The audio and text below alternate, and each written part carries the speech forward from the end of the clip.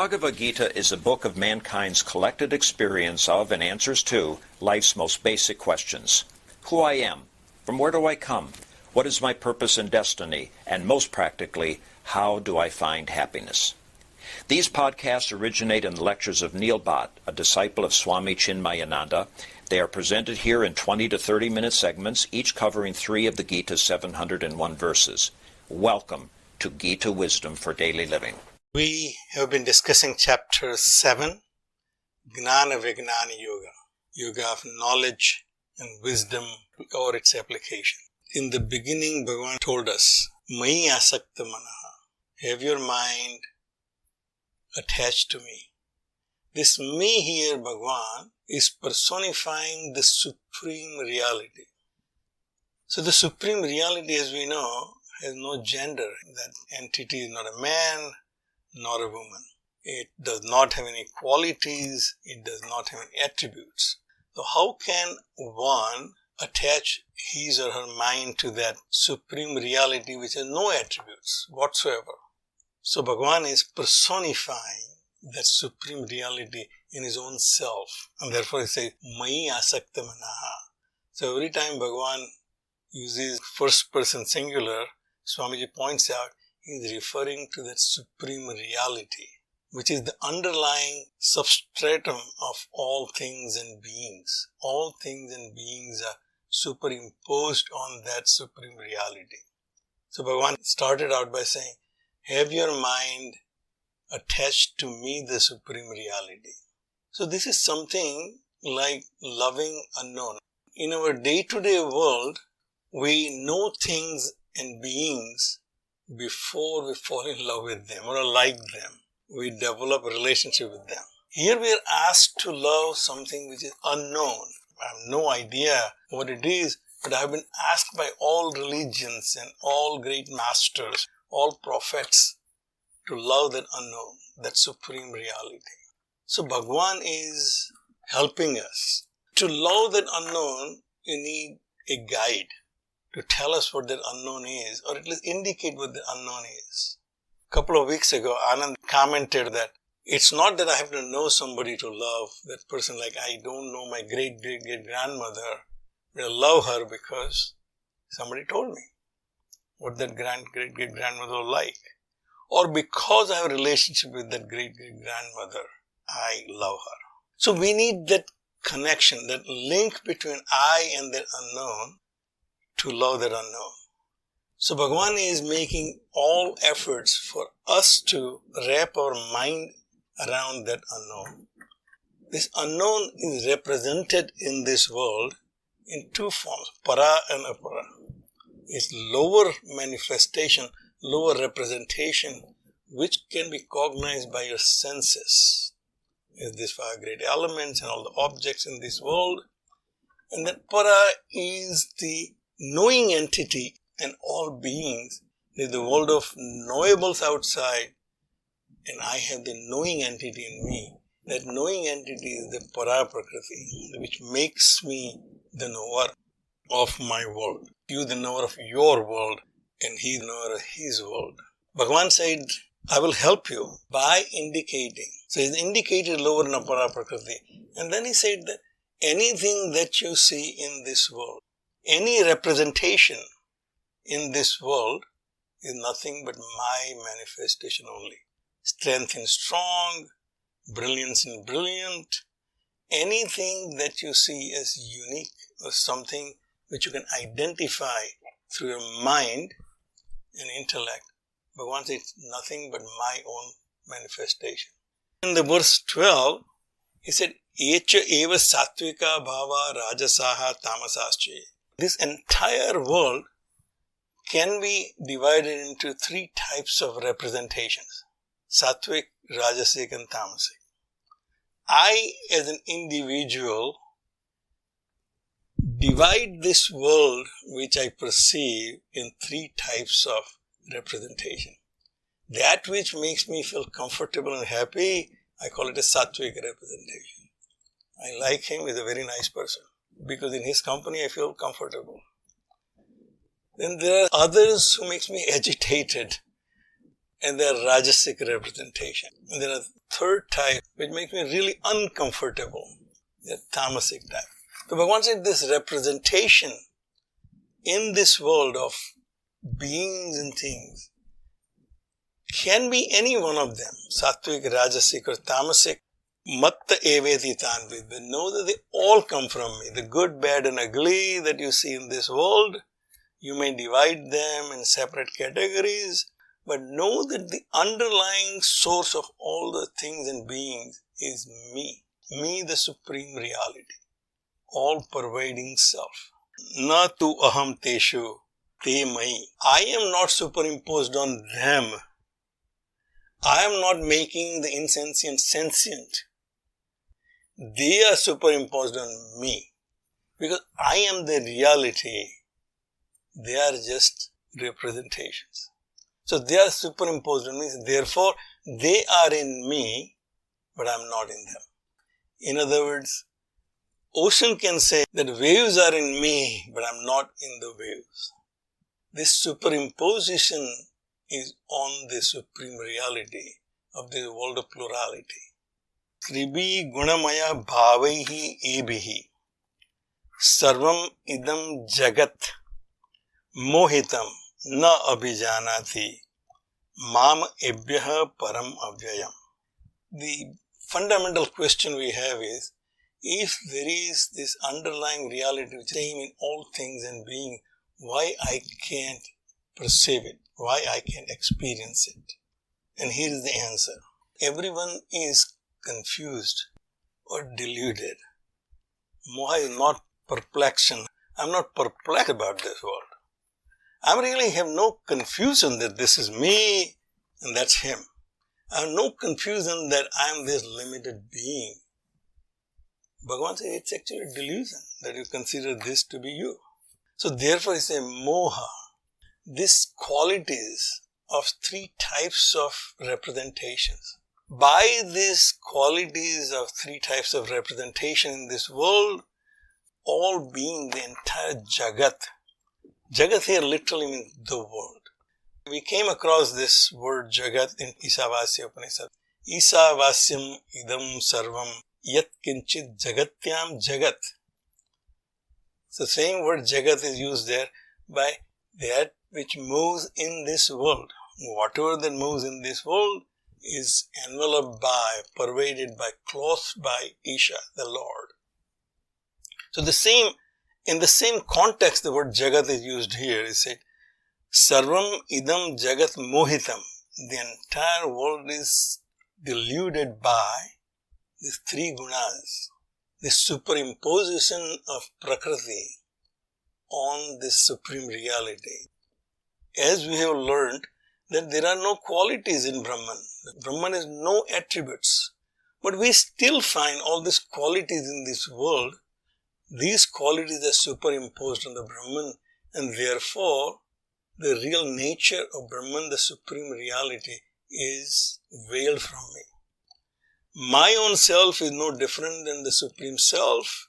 This is what scriptures are telling me, the prophets are telling me, but I do not experience that. I have no conviction that myself and yourself and his self are one and the same self, although I won't have any conflicts. So Bhagavan said that this veiling occurs because of the representation, superimposition of these three gunas on the supreme reality. And therefore, na abhijanati, mama ebhyaha param avyayam. Therefore, they cannot recognize the supreme reality as immutable, unchanged at any given time. Because I'm seeing the snake, that's my reality right now. I cannot have the vision of snake and the rope at the same time. If one takes place, other is not available to me. When I see rope, snake does not exist. I know it is rope and nobody can fool me that it's a snake. If I see snake, it's very difficult for someone to convince me it's not a snake but a rope. Two perceptions do not exist in my mind at the same time of the same thing. I perceive things one way or other. But I wanted because I'm right now identifying with the Prakriti. I see this world as a world of plurality, where I exist as an island and the world is around me, surrounding me. And therefore I said the supreme reality, the connection of things and beings with each other are not recognized by me. Daivihi esa gunamayi mama maya duratyaya. And now Bhagavad makes a statement that it is not easy. It is not easy for anybody. Because this divine maya of mine is duratyaya, is difficult to cross over. I think this is the first time we come across the word Maya here in Bhagavad Gita. And we have learned Maya in Tattva Bodh, where Bhagavan Shankaracharya described Maya, Ya Ma Sa Maya.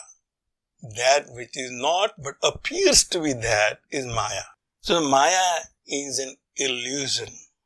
At the sense level, when I see something other than what it is, we call it illusion.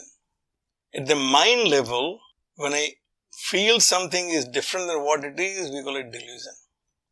So, at the sense level, that Maya creates an illusion of the world of plurality. Out of the same element, we create various representations. This Maya is something like, in physics we have learned, that this world is basically nothing but empty space. In an atom, which is the basic building block for our normal high school level physics, predominantly empty space. I have read this analogy. If you expand an atom to the size of St. Peter's Dome, this seemingly solid material, the nucleus in it, is of the size of the grain of salt. So basically in atom there is nothing but empty space. And even the electron itself is nothing but an energy. However, the world of my day-to-day world is very real with the solid material all over the place. My body is solid. The table I work on is solid. The chair I work on is solid. That's an illusion created by my senses.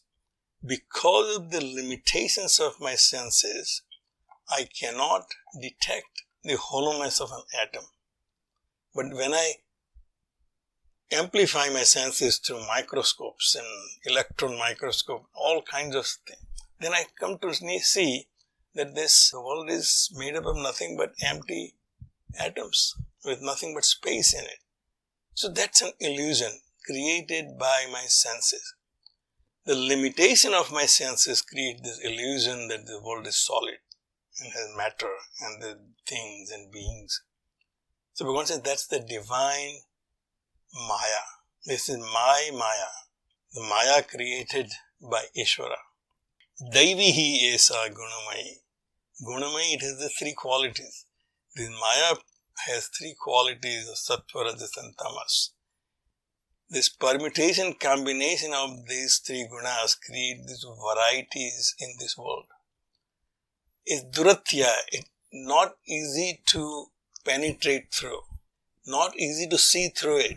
No matter how many times people tell me that the atom has nothing but empty space in it, I will not be able to cross over that perception and replace my perception of day-to-day world, because that's my experience in this world, that the world is made up of solid material. It almost seemed like Bhagavan is saying it is not possible for you to cross over this Maya. But in the second line he says, Mame baye prapadyante mayam etam tarantite. But one who surrenders to me. The word prapadyante basically means I bow down, I drop down, I surrender, I take refuge. If I take refuge in a sense that if I lose myself in that higher self, then only I will be able to cross over this illusion. It is something like when a larger company takes over a smaller company. The smaller company has to surrender its own identity to the larger company, then only it can become part of the larger company. Otherwise, it will always be separate from it. So BB&T and SunTrust have now merged into Truist. As long as BB&T remains BB&T and SunTrust remains SunTrust, there is no existence for truist for me. I'm a BB&T customer. I'm going to BB&T. I go to the branch and they say, well, we are truist now, but you can only bank here for BB&T only, not truist. You have to go to other branch. As long as their identity remains, I will never recognize what truist is. When they both lose their own identities in that greater identity of truist, then BB&T is gone, SunTrust is gone. Now I'm banking with truist. Bhagavan said, as long as you have your own identity as an individual, it is almost paradoxical to say, I want to realize God. As long as I and God exist as two separate entities, there is no realization. However, we can see in the same example of BB&T and truist that merger cannot happen overnight. First, they announce that we have an intention of becoming one company. Then there is a transition period where BB&T operates as BB&T for a while, but then intention to become truist at some point of time. And then for a while, they both operate at the same time. Truist is also there and BB&T is also there. And at one point, the BB&T dissolves into truist. Bhagavan said, the process here is somewhat similar. Mameva ye prapadyante mayam etam tarantite. One who has recognized that the Supreme Self alone exists and nothing else exists, but everything else is just superimposition on that supreme being or supreme reality, then you start feeling very insignificant in this world as who I am. That I actually can't really do anything by my own self without the support from all the representations of that supreme reality. That's my taking refuge in that supreme reality. And then once you start that process, you will be able to cross this illusion, this veiling power of Maya, which is veiling your connection of your own conditioned consciousness with the all-pervading consciousness. And he said, those who do not do that, they will never be able to cross that barrier. So last verse it says, Namam duskrutino mudaha prapadyante nar adamaha mayaya aprudgnana asuram bhavam asritaha. It seems very harsh verse and very harsh words from Bhagavan. It's actually just a simple statement of fact. Bhagavan said, those who can take refuge in me, in other words, those who start realizing that there is a higher entity than my own conditioned consciousness. My consciousness has no gender. My consciousness has no qualities. My consciousness only expresses through my equipment. If I take this equipment out of the equation, what remains is just pure consciousness, which is neither man nor woman, neither architect nor a laborer. But it's something uniquely different than everything that I know about me. And that is more akin to the supreme consciousness which is pervading all over. But this is very difficult for one to recognize, and it takes a long journey for me to come to that level of understanding. But there are others who have not reached there yet. Duskrutinoho, those who are not doing the right thing, those kind of evildoers. But then we have this association with words with evil and sacred and good. Duskrutina, not good doers. Pandurang Sastri says any action without gratitude is wrong action. In a sense, that falls into the category of duskruti. If I have no gratitude about my action that I am not capable of doing this unless the rest of the world, the humanity is helping me. I went to college because my parents supported me. I can drive my car because BMW made the car. If I have no gratitude and only think that I am the doer, then I'm a duskritara. One who thinks that he is the doer and sole doer and empowers himself to do is a duskritina. Bhagavan says he will never be able to understand this connection. Mudaha, one who is ignorant, he has not come to the level of understanding yet that there is a higher reality. He also will not be able to understand. Na prapadin, nar admaha. Nar admaha, those were the lower rung of evolution. They are not yet civilized. They have not yet evolved into civilized being. They also do not have any idea that there is a higher existence than this lower existence of mind. Mayaya aprudgnanaha. They are all robbed of their understanding because of Maya. This Maya means my identification with the Prakriti, my identification with this body, mind and intellect is taking away my knowledge that my consciousness is nothing but the reflection of the Supreme Self. Asuram bhavam asritaha. They take refuge in asuric activities. So there are three words you come across in our Purana: Sura, Asura and Raksas. And we think that there were three tribes. The Sura, the Devas, then there are Asuras and there are Raksasas. If you really see from Vedantic perspective, Sura are the people who have this most sattvic predominance in their personalities are the Sura. They are highly civilized and refined people. Raksasas are very rajasic people. They want to do things, accomplish things, show off things.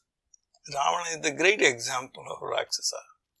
He was very powerful, very accomplished in all arts and knowledge, but he wanted to show off. So that's Raksasa. Asuras, who are predominantly tamasic, do not want to understand what is right and what is wrong. That feels good right now and therefore I will do it. So Bhagavan said, those who are not reached the level of refinement in the evolution, in their understanding of higher and lower, they will resort to the asuric activities.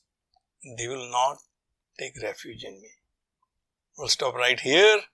If you find this podcast helpful, please support it by donating any amount by going to the episode's website at neilbhatt.podbean.com or at chinmayarichmond.org. Thank you. Om Sarve Bhavantu Sukhina Sarve Santu Niramayaha Sarve Bhadrani Pashyantu Ma Kaschid Dukkha Bhag Bhave. Om Shanti Shanti Shanti.